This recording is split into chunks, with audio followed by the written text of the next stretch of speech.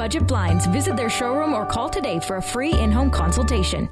All right, Moses is joining me on the desk for our first look at sports. What a game it was last night between the Bobcats and the Pontiacs. Well, last night was also the final time these two clubs met, and of course, in the regular season, these two teams always end up in pretty good barn burners. This one would be very interesting. The last four, or at least 4 out of the 5 previous meetings, they ended up in 3-2 score lines. Maybe a little foreshadowing here for you guys. Of course, the Bobcats and Pontiacs in the mix, trying to fight. There's 3 teams separated from 2nd through 4th in the North Division. So points up for grabs in this contest. Bobcats enjoying an early power play and a bit of puck luck as well. Carry him off the boards, goes to Troy Van Teetering, pouncing on the loose puck. It's 1-0 Bobcats. Now midway through the first, Bobby McMahon fighting his way to the net. Wraparound doesn't work. The puck though lands to Brandon Whistle, who cashes in. We got a tie hockey game. Now 54 seconds later, the Cats respond. Austin O'Rourke crosses up the defense, then finds Brett Smythe. He restores Lloydminster's lead after 1. We'll fast forward to the third period. 2-1 Cats with less than 4 to go. Pontiac's man advantage. Kyler Hain gets Alex Leclerc and company to bite, then finds McMahon untouched on the opposite side for his 29th of the season.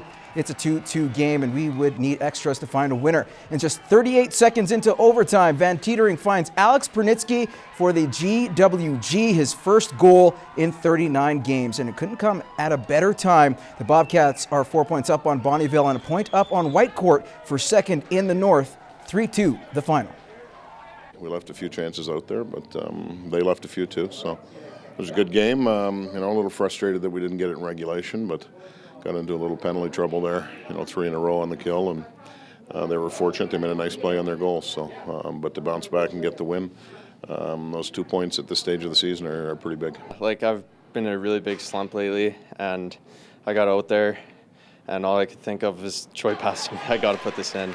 It's time, and I did, so I was really happy with that. Happy we got the win. We would have liked to have had that second goal back. We felt that with our structure and the way we practice, that shouldn't happen against our team, but it also shows that if you do the right things and you work at making sure that you stick with it, that you'll get rewarded, and we were able to come back and tie up the game, at least to take it in overtime. And we've kind of always had that mentality that we're going to stick with it no matter what the score is.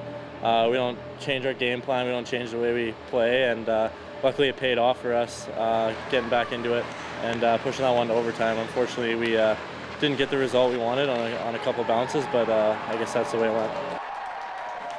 While Bonnyville may have lost that game to the Bobcats, there is some good news for the town, as they will be in the International Hockey Spotlight later this year, as they were named the host of the 2016 World Junior A Challenge. Nerman Issa was in Bonnyville and has more on the announcement.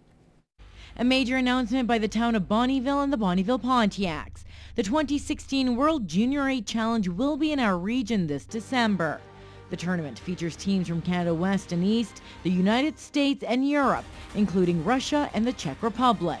It's huge, and I know that people will jump on board with it, and we saw what happened in the playoffs last year when Bonnyville played Lloydminster in the second round, just how excited the fans at the Civic Center in Lloyd were, how passionate the fans at the RJ Lalonde Arena in Bonnyville are, and how nice will it be that the fans from Lloyd and fans from Bonnyville can come together now for an event and both cheer for Team Canada. It's exciting, it's daunting, but most important though, it's going to showcase our region to the world.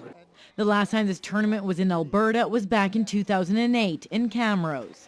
For 2015, it was in Cobourg and Whitby, Ontario. 5 players from our region made Team Canada West's roster. Bobby McMahon and Brenton Pashnik of the Pontiacs, Troy Van Teetering and Noah Bald of the Lloydminster Bobcats, as well as Lloydminster's Tyler Bush. They returned home with gold medals. The atmosphere is crazy all around town. The town of Cobourg, where we were playing, was buzzing the whole time. So it's going to be something pretty special for Bonnyville. I know the fans here love hockey and they love coming out and supporting us. So to be able to watch some national hockey and watch some Canadian hockey players play, that's going to be something that they're gonna love to see. More than 230 NHL draft picks have played in the World Junior A Challenge, including Vladimir Tarasenko and first overall pick Nail Yakupov. This tournament could be a difference maker for certain players. The way that Bobby McMahon played in that tournament, the way that Brinson Pashnuk played in that tournament, and I think for people in Bonnyville to realize the springboard that those two are receiving in their own careers because of how they played in that tournament in front of hundreds and hundreds of scouts and all 30 National Hockey League teams, they're getting the exposure they need, and now that exposure is coming right here to the community of Bonnyville. Now that the bidding process is out of the way, the real work begins. The committee has 10 months to get things underway as the tournament kicks off from December 11th to the 17th. That also includes the recruiting of 150 volunteers from the community. Reporting from Bonnyville, Nair Manisa, Newcap Sports. The Lloydcomp Barons boys basketball team has had a very successful season so far. The club has won 3 tournaments to date, but their most important is the one coming up this weekend, the Hugh Morrell Border Classic, their home tournament. Brett Morton reports.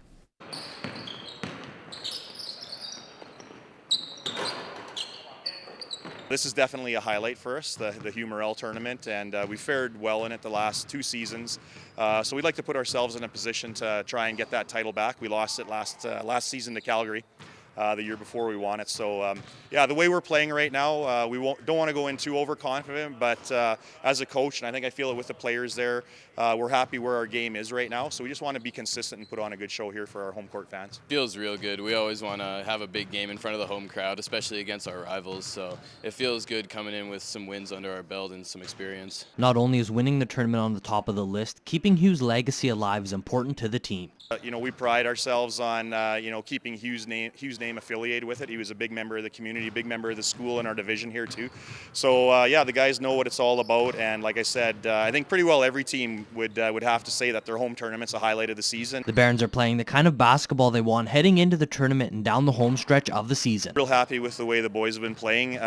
Strong defensive efforts first and foremost, and again, just following that right up with good transition, and we're starting to shoot the ball a little bit better than we had earlier in the season. The guys are committing to driving the ball to the hole, which is good to see. We've been playing well as a team, real big improvement from last year, winning 3 tournaments, 3 quality tournaments, and we're looking good heading into our home tournament and down the stretch for provincials. The boys tip the tournament off tomorrow morning at 9:30 against their rivals Holy Rosary. With the girls, they tip off at noon. Both games are at Lloydcomp Gym. Brett Morton, Newcap Sports.